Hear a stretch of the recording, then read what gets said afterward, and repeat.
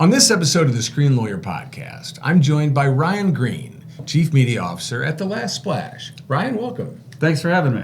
Glad you're here. Ryan's going to talk to us about being a Chief Media Officer now and in the future, and telling stories for brands in a way that makes sense. Stick around.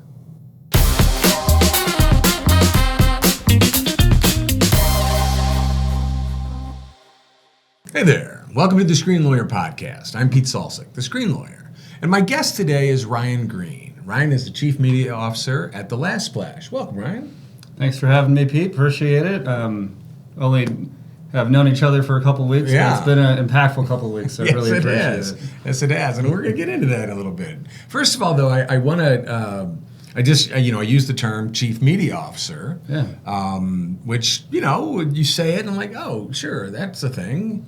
And then started talking like, I don't really know exactly what that is. So I want to get into that because we had a really interesting conversation. But let me set the tone a little bit. So about a month or so ago, I attended a morning panel put on by a local agency called 314 Digital that promotes lots, just as you might suspect, digital agencies marketing in the 314 area code here in St. Louis. And Ryan was the moderator of a panel on all of the emerging ways that AI is used. It might be a threat, all sorts of different things. Really fascinating panel. And Ryan and I started talking afterwards, and then we had lunch a couple days later, and I learned all kinds of things that I didn't know about where media and AI and this thing that we've all think we've known for a while is heading. So that's why we're here. And I thought, my goodness, let's get him on the podcast because I think everybody else wants to know this too. So Ryan, set the tone for us a little bit. Tell us kind of about your background and how you got to where you are now, because you've been a marketing professional for quite a while. Yeah, I've been in marketing for the last 12 years. I just recently started my own firm, The Last Splash, and I'm a Fractional Chief Media Officer. So let me stop you there. The concept of fractional. So what do you mean by being a fractional CMO? So fractional means that I'll be able to lend services to multiple brands. Okay. And brands are very familiar with having chief marketing officers. Right. But more and more Fortune 50, Fortune 100 companies actually do have a C-suite spot available just for the media lead. Generally, that has been rolled up underneath marketing and still is at the majority of organizations. But we have to define what that word media means. That media is going to mean a lot of different things to a lot of different people. But to businesses, media is going to be usually their largest marketing expenditure. Okay. You may spend $500,000 producing a beautiful television spot, maybe 6 different versions of that. But you may spend $10, $15 million promoting that. Interesting. And where you place that spot is a relationship that you're developing with media. That could be on Sunday Night Football. That could be on Instagram. That could be on billboards. That could be on connected TV. On the digital media side in particular, we've been using AI to help place where that ad should go for the last 10 years since I've been there. AI is not a new concept. And that's a really good, powerful point. And let's pause right there just for a second because two things. One, I said CMO to shorten Chief Media Officer, but then immediately as soon as you started talking about Chief Marketing Officer, I'm realizing actually that's a term that CMOs use. So we will sort of separate those two. Then talking about media, and at first when we were first talking about media, I was still thinking of the media as a media producer, as being the creating we will create this podcast is a form of media. Right? It is a piece or however you think of it. But as I'm listening to you talk, and particularly how you have been using AI for a long time, you're not talking about it so much in the creation of the media product, but more in how the media goes out and lives in the world and finds its audience and the placement. The placement. The where and the who are probably the two things that media, the way that I'm defining it, is answering. Who are we targeting an ad to? And where is that ad being presented? It used to be, in the Don Okay. Draper days in the 60s, it was just where. It was going to be on CBS, it was going to be on ABC, Okay. it was going to be on I Love Lucy. It was very much on where. Okay. But with digital, now that there's a fingerprint of every device and the browser history of where that person has went, what they have purchased, Right. what their interests are, the other devices that they have that are likely associated with Right. that same browser, who becomes a powerful signal. And for the last 10 years, that has been almost where all of the attention of paid media has went to. How can we target a very niche, specific audience? So if I'm, targeting, I want to hit, males between the age of 18 and 24 in the middle of the United States who all like sports. Yes. Or some, and probably a lot more detail than that if you want to But you can micro-target. combine all three of those elements. Okay. And there's signals to be able to do that. That's still available today. But we could also get to if somebody owns a cat or a dog. If you were a pet food company, Sure. you may want to have a different creative for the cat owners than the dog owners, right? So the targeting, right? I kind of hate using that term. Right. Targeting comes from military. Sure. So does campaign, actually, right? Right. These are Right. and Exactly. strategy, in fact, Right. are words that marketers use that all came from World War II analogies. Right.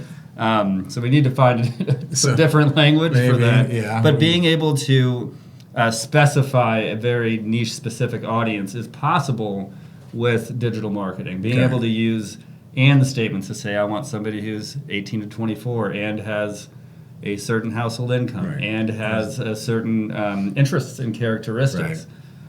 That's starting to break down, though. Well, okay, so because that's not new, right? I mean, what you've just been talking about is something, if I'm scrolling Instagram and I stop even for a short period of time, and even if I don't click on a video, but it knows that I watched the full 15 or 20 seconds, next thing you know, things that are just like that start showing up.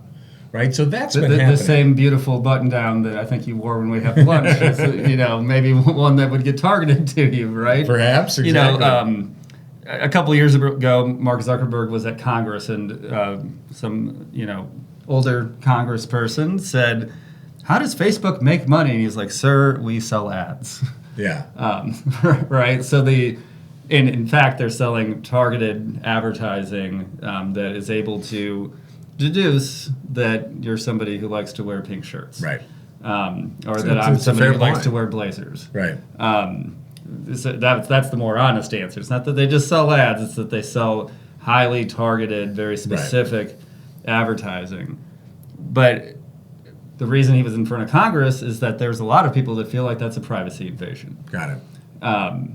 And the regulatory environment, as I'm sure you know and your law firm knows, is quickly changing as it pertains to the use of data that's used, Right. that is the fuel that's behind a lot of this, and is probably put on steroids now that we're talking so much about generalized artificial intelligence. Right. Combining that data with a stronger computer and with more automation has incredible potential and has incredible risk to it for brands and advertisers that they really need to think about, in particular this year.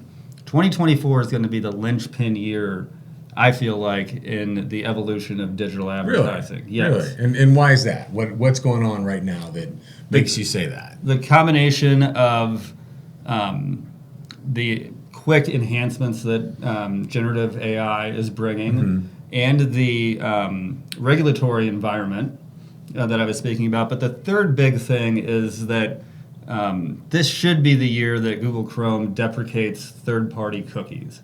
Third-party cookies are what contain a lot of the data that we're talking about here. So a lot of the hyper-targeted ads that you've seen are going to become a lot less effective. That signal, really it's called signal loss in the industry. The effectiveness of that is going to be greatly reduced. So there's a lot of changes happening, both in the way that we work, where the screen time that we're looking at, even looking at like something like social media, right? Is a brand comfortable with advertising on X? do you want to really put all your eggs on TikTok if that's going to be forced to be sold? Right. And that algorithm is not going to come along with the sale, by the way, right? So is the effectiveness of that platform going to be the same? Even looking at television right now, linear television and streaming television separately, both are unprofitable business models. So the advertising relationship and the environment is going to change, I think, quite a bit, even on streaming TV. That's a lot of different places where billions of dollars of ads are spent that are all changing. This is why I think this is a year that brands should be looking at having a stronger presence and understanding of media, and why I think this is the right time to enlist a chief media officer to help brands evaluate the relationship with media and guide what the next move is going to be. And so that's really, so I was tracking with you on the, certainly we have, all these things going on this year. One of the things that we're studying this year with AI also is the legal landscape, right? The cases that are challenging the large language model training methods on copyright infringement grounds. We've talked about that a number of times here in the podcast. But I hadn't focused on I want to talk more about the concept of the deprecation of the cookies, because, I've noticed, and probably everybody has more recently, every time you go to a new app or website, even on your phone, you got a full screen pop-up, you've got to accept cookies, and I know that, or reject cookies, or accept some, you get to make a choice. And that is something that we have tracked, as you mentioned, the emergence, maybe emergence is the wrong word, just the gradual strengthening of the privacy laws, right? It started in the EU, with the GDPR, and then California was the first state here to enact stronger privacy laws. But it really, and we advise clients this for a while now, that if you're dealing with data privacy, your best policy is to be as protective of that data, because that's where the law's headed. Don't start trying to be a little bit less. You want to live in the world, you want to be on the internet globally. You've got to, adjust your data privacy practices to fit that emerging sensibility. So I can see how that, but I hadn't really realized that the cookies as such may go away from Chrome as a browser. So tell me more about that, because that's something that was new to me. So in reality, cookies have been eroding for several years now. Apple doesn't use cookies. Or at least persistent cookies. I think they expire after 7 days. Okay. So if you go back on your iPhone within a day or so, but a week or so goes by, you're not necessarily... It won't remember that you bought this shirt a week ago. So it should stop. I'll have to stop. I'll have to look at another video of pink shirts. Yes, to remind the algorithm, right? Firefox doesn't accept cookies. Google has experimented now where 1% of its browsers don't accept third-party cookies. So these are the cookies that are the information that can get bought and sold by third-party vendors. Still does accept first-party cookies. So when you log into a website and it remembers your password, that's that mechanism stays. Brands can still collect authenticated first-party data when there's consent, which is why you're seeing a lot of the accepting of cookies and almost a forced acceptance. I think. Well, it's you can say no, but then you're only going to see about a third of what's and they there. make it challenging for you to say no. Usually, there's a couple extra steps. So there's the UX on the on the rejection. Just get it by. You just want to move on. But that's being technically compliant with the laws. Yes, it is.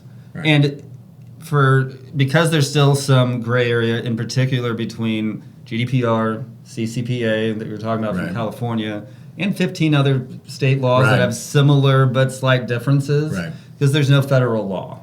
Right. So as we await the slow federal government to decide to move forward with some kind of clear legislation, as the big tech is lobbying both sides pretty heavily. They may have the largest lobbying group of anybody right now. There is some data aggregators that are trying to use non-cookie information to still be able to serve you your pink shirt. Okay. That is privacy compliant in one respect, but could be looked at once the federal legislation comes out as being pretty similar to what cookies are doing. Right. So I've been advising clients to try not to use a short-term Band-Aid, but to think about what their strategy is going to be long-term. And so, and I don't mean to cut you off, but I want to make sure I'm tracking and that we're all tracking as we follow with you. So this is some complicated stuff. So it actually is. And to me, I think it's fascinating because it speaks to something that I think a lot of us, you have this generalized awareness. If you just pay at all attention, we use our devices, we put things out into the world. When I get any kind of feedback on any of the work that we do here at the Screen Lawyer, it pushes you to do more, right? So that's just a tiny touch of what a brand does when it invests all kinds of money in getting its information about its product, making touching this particular audience to make this pink shirt buying decision. We're going to roll with the pink shirt analogy all the way through. I think it works. A salmon, nice salmon. It is actually more salmon. It is than more pink. salmon. Yeah, Yes, I do have pink shirts though, but so that generalized awareness serves me walking around the world, but I'm not trying to sell a product and putting my large advertising budget and everything.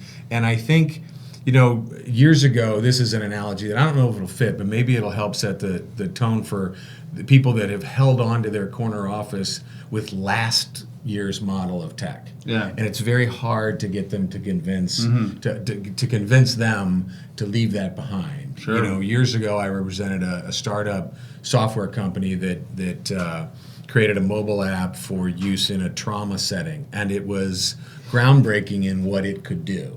And in the testing models and the pilot programs, the users loved it, raved about what it could do and keep the information flowing as fast as the patient was flowing through the trauma setting. But the company never was able to sell it because selling software into the medical professional system meant getting past the guy that had his corner office because he got laptops on carts 10 years ago. Yep. And it was literally this, how do you crack the knowledge base into into sort of, I don't want to say dinosaurs, that's unfair. Regulated industries. Regulated industries, okay. That's a nice term for dinosaurs sometimes. Well, and also the people that are making those buying decisions, we talked about this the other day, people who, tip the hair color scale more like I do these days, who are have been very successful with the old way. Yeah. And, getting that group and the next group comfortable with understanding how to navigate this privacy AI world, but still getting the message out. I think it's really important to understand how to speak that way. It is. There's how many, the big fad in business 7-8 years ago was the direct-to-consumer trend, right? Okay. D2C, the Casper mattresses, etc. Right. They built their brands on performance marketing that used niche targeting, that used a lot of automation and a lot of the things that are starting to crack a little bit that we're talking about here. They also trusted that the platforms that they were buying from, when they counted a conversion, that it was accurate. And so what do you mean by that? What do you mean by that? So let's say you bought your salmon shirt after seeing one of the Instagram ads for it, but you also saw an ad on connected television for it, and you also saw a billboard. Facebook is going to take 100% credit. Got it. For the because for the last ad or the last time that you clicked on an ad, maybe you searched for it, right? Sure. It's gonna, your $100 shirt, it's gonna take $100 of credit, even though you probably your wife said, "I like how you look in salmon. Please buy a salmon shirt." That was who should get the 100%. credit for it, right? Exactly. And some of the lawsuits that have been coming up recently have been there's a consortium, there's a class action lawsuit right now against Meta from advertisers who said, "Hey, you told us that we reached this many people, and it was a lie." or it wasn't accurate. There was, and this happened all the time. When I was a social media buyer setting up campaigns, I would log in and be like, oh, my reach today is 10 million users. Well, it said 27 million yesterday. What happened one day? You're telling me that like this, and the algorithm is learning, they would say, or they would have some kind of excuse. There's also not the Googles and Facebooks of the world are very sensitive to anybody grading their homework or verifying what is being shown is accurate. Occasionally, we would get a refund for like $6 on a $10,000 campaign. I have no idea what the refund is from. There's no independent audit. There's no verification. Interesting. You're just trusting the numbers on a screen. You're not necessarily trusting the story and the intuition and the things that most marketers got into the profession for. Most marketers are not quant nerds that are, manipulating pivot tables to try to figure out exactly what timestamp an ad should be getting full credit. They're doing these big attribution models. They want to tell a story. They want to represent a brand. They want to make those connections with their consumers. The D2C movement was kind of the opposite of that. And it was very effective for a while. Sure. But there's some cracks in that. And I think that it's going to be tough for the corner office person at those companies who built their success on putting it into this system to convince them not to is going to be pretty challenging, right? So it's not just the gray hairs, it's also the millennials who put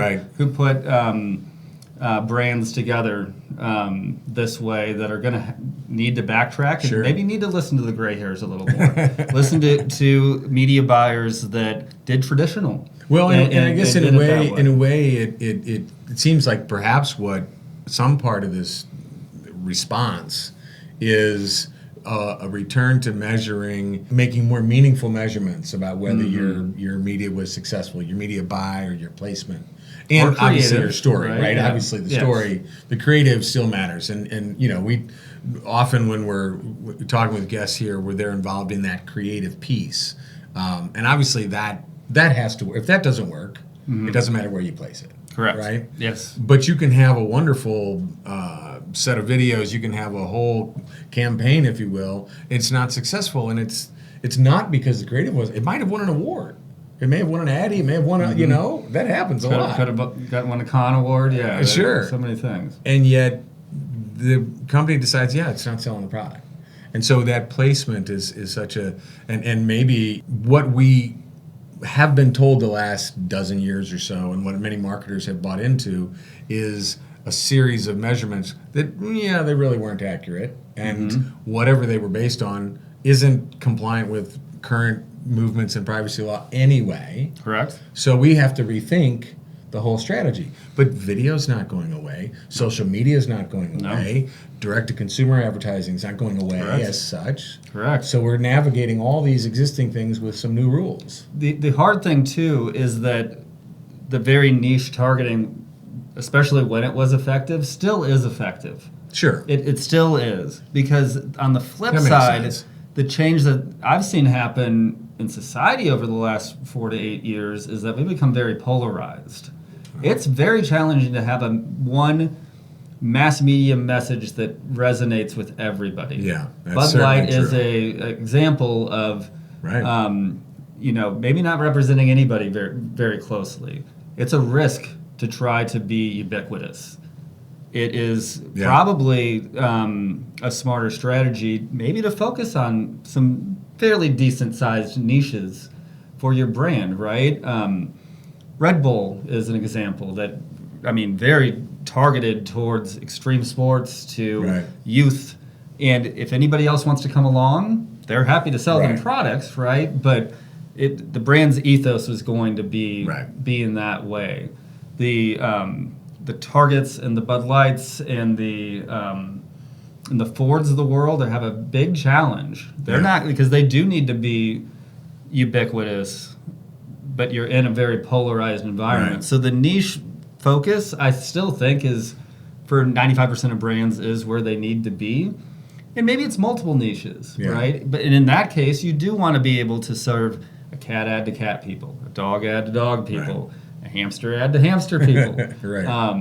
An ad for the new hybrid Ford truck to urban audience, and the F-150 to your rural audience. Right. This is actually where I think St. Louis has a big opportunity from a marketing perspective. We are a stone's throw away from rural America, from urban America, and from a suburban America. I mean, literally here in Clayton, you can look out your window and see farms, you can see downtown St. Louis, and you can see the $1 million suburb houses right behind us.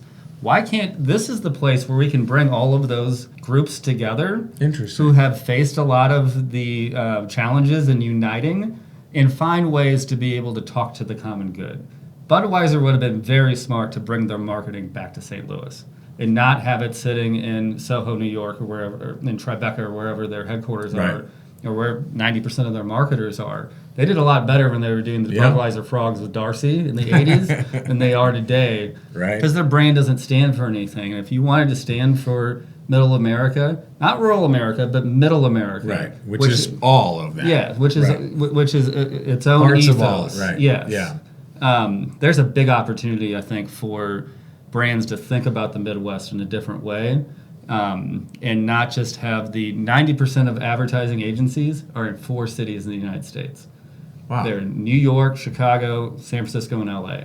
That's not representative of the vast majority of the people, of the buyers of their products. That represents to me a very strong opportunity to tell different stories and to take a different approach, and we have that here in St. Louis. Well, that's really interesting. That I had no idea that the advertising agencies had sort of been so concentrated. You know, you grow up here in Madison Avenue, and it's sort of a thing, right? And yes, the rest is sort of, I guess, obvious when you think about it.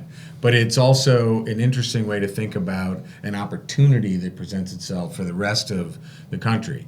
You know, one of the things I think we want to focus on more, or I would like to see more focus on, and it sounds like you agree, is identifying the opportunity for the smaller in relative size to the giant companies, but the opportunities they have to reach people more quickly and maybe can't afford. I don't have a need for a full-time C-suite position to handle this thing, but a fractional consultancy that focuses just on this and works alongside the rest of their teams rather than elbowing somebody out could be a real valuable option. And that's why I wanted to offer this to the marketing community. It's Fortune 100s that have a chief media officer. Right. Shannon Reed is at GM. She came from L'Oreal. She's amazing. Represents the chief media officer role so well. But it's GM, right? This should be available to mid-market brands so that they can understand the changes that are happening and really think of a strategic direction that maybe their full brand goes with, that allows them to utilize the best of what we've learned over the last 10 years about more niche targeted advertising, but apply that with some of the more traditional ways of measuring and with intuition, right? When you're so spreadsheet focused, you over optimize, right? And it's got to be a little. It's sort of the marriage between I don't know if you're a baseball fan, but in the baseball world, the marriage between the eye test, and the old-fashioned eye test, and the analytics, and how you need both, right? One or the other by themselves doesn't work anymore. Well, this is fascinating, and I'm really interested to follow the Chief Media Officer journey. Check out Ryan's LinkedIn, because I noticed that just either today or yesterday you actually posted about some of the things we've talked about.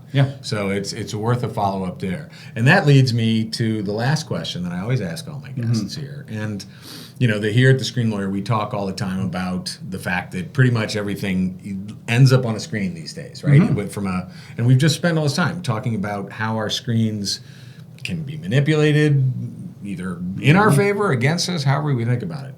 But I always want to know what's on your screen, like right now. You know, if I say what's on your screen, what screen does your head go to first, and what's on it? On my cell phone, it's LinkedIn, as I said before. I think one of the reasons LinkedIn's a great platform, and I hope it continues to stay this way, is that you have to put your resume on there. This is not an anonymous area where you can just spew crap and have no consequences for that. So the level of conversation there's different, and I think it's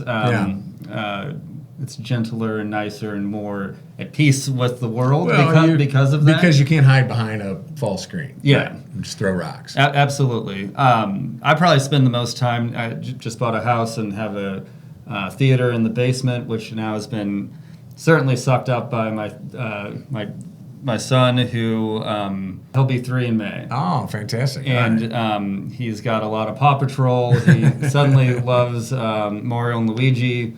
But it's funny. This is mostly on YouTube, and I watch YouTube as well. Sure. I'm building business. There's a lot of great entrepreneurial content. It knows when he goes to bed and when I wake up, or when if you log on after a certain point in time, Paw Patrol's not the teaser. From 5 to 7 p.m. It's all kid stuff, and at 8 p.m. it knows Dad's coming on and wants to watch golf videos or entrepreneurial. Oh, that's classic. So it's using, your son doesn't know he's being manipulated by cookies, but he is. Yeah. Or look, that's a positive thing, right? Like that has made my life easier. That I don't have to have 2 accounts. It knows when it's my time and when it's his time. That's actually true. And manipulated is the wrong word because it has a negative connotation. He's actually already participating in this exchange that we have with brands, with content providers, by our own viewing habits. That's part of the reason I've decreased my screen time, because I know I have to be a model for him. Yeah. And I don't want him addicted to cell phone. There's a lot of